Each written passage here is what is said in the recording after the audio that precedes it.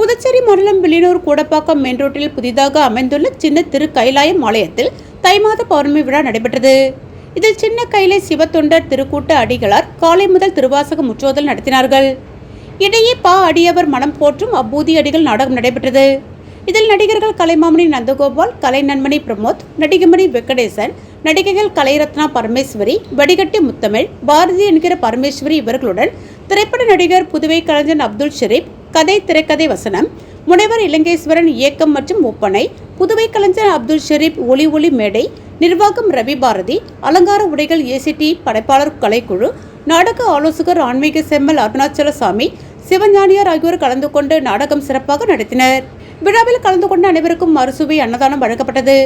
மாலை சென்னையிலிருந்து வந்த முது தம்பதியர்களுக்கு எழுபானாகவே மான்பூர் மணவிழாவை சின்ன கைலை சிவஞானியார் அவர்கள் நடத்தி வைத்து ஆசி வழங்கினார். மேலும் அவர் சின்ன கைலையின் அற்புதங்கள் பலவற்றை எடுத்து கூறியும் சின்ன கைலாயத்தில் உள்ள நீண்ட ஆயுளை தரும் யமதுவார் மார்க்கேண்டாய சிவலிங்கத்தின் வரலாறுகளையும் பெருமைகளையும் கூறி உரையாற்றினார். பின்பு அடியார்கள் தங்கள் கரங்களாலேயே சின்ன திரு கைலாயத்திற்கும் மார்க்கண்டேய சிவலிங்கத்திற்கும் கலச திருமுழுக்கு ஆட்டி அலங்காரம் செய்து வழிபாடு செய்தனர். மேலும் வருகின்ற 15/2/2026 அன்று மகா சிவராத்திரி பூஜை அன்னதானத்துடன் 4 கால பூஜை நடைபெறும் என்றும் அன்று மாலை 108 அன்பர்கள் கலந்து கொண்டு மண் சிவலிங்கம் செய்யும் சாதனை நிகழ்ச்சி நடைபெறும் என்றும் மாலை 7 மணி முதல் திருவாசக முற்றோதல் நடைபெறும் என்றும் அன்பர்கள் திரளாக கலந்து கொண்டு எல்லாம் வல்ல மலையரசியுடன் அம்மர் திருக்கூடல் பாகன் கைலாயநாதன் அருள் பெறுமாறு அன்போடு அழைப்பு விடுத்தார்.